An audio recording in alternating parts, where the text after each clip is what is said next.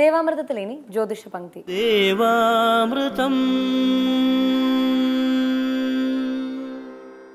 ഇന്ന് 1192 ആണ്ട് ഇടവമാസം 5-ാം തീയതി, അതായത് 2017 മെയ് മാസം 19-ാം തീയതി. ഇന്ന് വെള്ളിയാഴ്ചയാണ്. നക്ഷത്രം 11 നാഴിക അവിട്ടവും ബാക്കി ചതയവുമാണ്. പതിവുപോലെ ജ്യോതിഷ പങ്ക്തിയിൽ നമ്മളോടൊപ്പം ഉള്ളത് സർ ഡോക്ടർ പദവികൾ ഉൾപ്പെടെ നിരവധി ദേശീയവും അന്തർദേശീയവുമായ പുരസ്കാരങ്ങൾ 2017 നേടുകയും 40 വർഷത്തിലധികമായി തിരുവിതാംകൂർ ദേവസ്വം ബോർഡ് മേൽശാന്തിയെ സേവനമനുഷ്ഠിക്കുകയും ചെയ്തിട്ടുള്ള, നമുക്കൊക്കെ ജ്യോതിഷപരമായ മാർഗനിർദ്ദേശങ്ങളും അറിവും പകർന്നു നൽകുന്ന നമ്മുടെ പ്രിയങ്കരനായ ഗുരുനാഥനായ സർ ഡോക്ടർ കുടമാടൂർ ശർമാജിയാണ്. അദ്ദേഹത്തെ വളരെ സ്നേഹാദരങ്ങളോടെ ഇന്നത്തെ അധ്യായത്തിലേക്ക് സ്വാഗതം ചെയ്യാം. നമസ്കാരം ശർമാജി. നമസ്കാരം. ഇന്നത്തെ കത്തിലേക്ക് ശ്രീമാൻ ഡോക്ടർ ശർമാജി സന്ധ്യ മലപ്പുറത്ത് നിന്ന് എഴുതുന്നു. ഈ കത്ത് എൻ്റെ മകൾക്ക് വേണ്ടി എഴുതുന്നു. 28 വയസ്സായി, ഇതുവരെ വിവാഹം നടന്നിട്ടില്ല. കാഴ്ചയിൽ അത്ര സുന്ദരിയല്ല. നല്ല ജോലിയും സാമ്പത്തിക സ്ഥിതിയും ഉണ്ട്. വേണ്ട നിർദ്ദേശങ്ങൾ നൽകണം. നക്ഷത്രം ഗ്രഹനില ചേർക്കുന്നു. ഓരോ ഗ്രഹനിലകളിലും ഓരോ വ്യക്തിക്കും ഏതെങ്കിലും ഗ്രഹങ്ങൾ സ്വക്ഷേത്രബലം, ക്ഷേത്രബലം, ഉച്ചബലം, അത്യുച്ചബലം, അതുപോലെ തന്നെ നീചബലം, അതിനീചബലം, ഇങ്ങനെ പലതരത്തിൽ നീചസ്ഥാനത്തും അതിനീചസ്ഥാനത്തും ഉച്ചബലത്തിലും ക്ഷേത്രബലത്തിലും അത്യുച്ചബലത്തിലും ഒക്കെ നിൽക്കാം. ഏത് മേഖലയിലുള്ളവർക്കും ഏത് വിദ്യാഭ്യാസം ഉള്ളവർക്കും പഠിച്ചിറങ്ങുന്ന ഓരോ ഡിഗ്രി അനുസരിച്ചുള്ള മേഖല മാത്രമായിരിക്കില്ല അവരവർക്ക് കിട്ടുന്ന തൊഴിലും അവരവർക്ക് കിട്ടുന്ന ശമ്പളവും വേതനവും ഭാഗ്യവും എല്ലാം. മകൾക്ക് വേണ്ടി 28 വയസ്സ്, വിവാഹത്തിന് വേണ്ടി നല്ല ജോലിയും സാമ്പത്തിക സ്ഥിതിയും ഉണ്ട്. സാധാരണ നിലയിൽ സാമ്പത്തിക സ്ഥിതിയും നല്ല ജോലിയും ഉണ്ടെങ്കിൽ 28 മുമ്പേ തന്നെ വിവാഹം നടന്നു പോകേണ്ടതാണ്. അതിനെ വിവാഹ ദാമ്പത്യകാരകൻ, വിവാഹത്തെ സംബന്ധിച്ച് എന്ത് സൂചിപ്പിക്കുന്നു എന്ന് ഗ്രഹനിലയിൽ സ്ത്രീ പുരുഷ ഭേദമന്യേ, കുബേര കുചേല വ്യത്യാസമന്യേ, പണ്ഡിത പാമര വ്യത്യാസമന്യേ ദാമ്പത്യകാരകൻ എന്ന് പറയുന്നത് ശുക്രനാണ്. അതിപ്രധാനമായിട്ട് ശുക്രൻ എന്ന ഗ്രഹം നല്ല പൊസിഷനിൽ രശ്മി ബലത്തോടെ മൗഢ്യതയൊന്നുമില്ലാതെ ശുഭഗ്രഹ വീക്ഷണത്തിൽ നിന്നാൽ ബാല്യത്തിലെ അല്ലെങ്കിൽ കൗമാരപ്രായം എടുക്കുമ്പോൾ തന്നെ വിവാഹം കഴിഞ്ഞ് പോകും പെൺകുട്ടികൾക്ക്.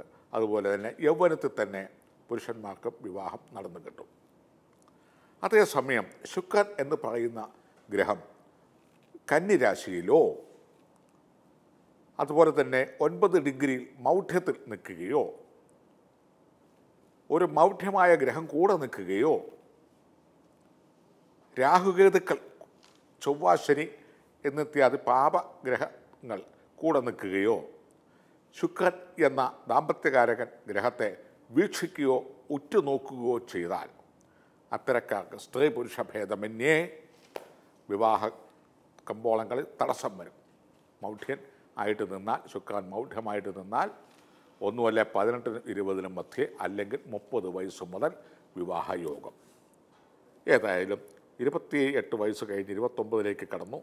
30ാമത്തെ വയസ്സിൽ വിവാഹം നടക്കും എന്ന് തന്നെ പ്രസ്താവിക്കാം. ശുക്രൻ എന്ന് പറയുന്ന ഗ്രഹത്തെ വെള്ളിയാഴ്ച ദിവസം സ്വസ്തികം പത്മമിട്ട് ദേവിയെ, അതിനകത്ത് ത്രിപുരസുന്ദരിയെ ആവാഹിച്ച് സ്വയംവര മന്ത്രങ്ങൾ കൊണ്ട് പുഷ്പാർച്ചനകൾ നടത്തുകയും ദേവീക്ഷേത്രത്തിൽ പേരും നക്ഷത്രവും ചേർത്ത് സ്വയംവര മന്ത്രം കൊണ്ട് പുഷ്പാർച്ചന നടത്തുകയും ചെയ്തു വന്നാൽ കാഠിന്യങ്ങൾ കുറയുന്നതാണ്.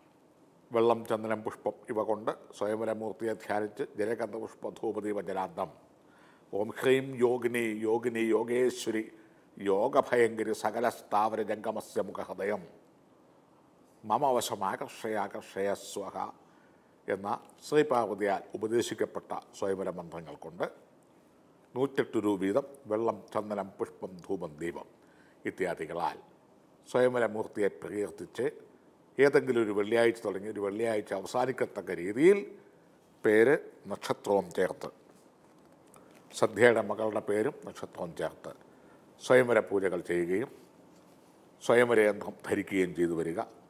പറ്റുമെങ്കിൽ ഒരു 40 സെൻറ്റെങ്കിലും ഡയമണ്ട് മോതിരത്തേലോ മാലയിലോ അണിയുന്നതും നല്ലതാണ്.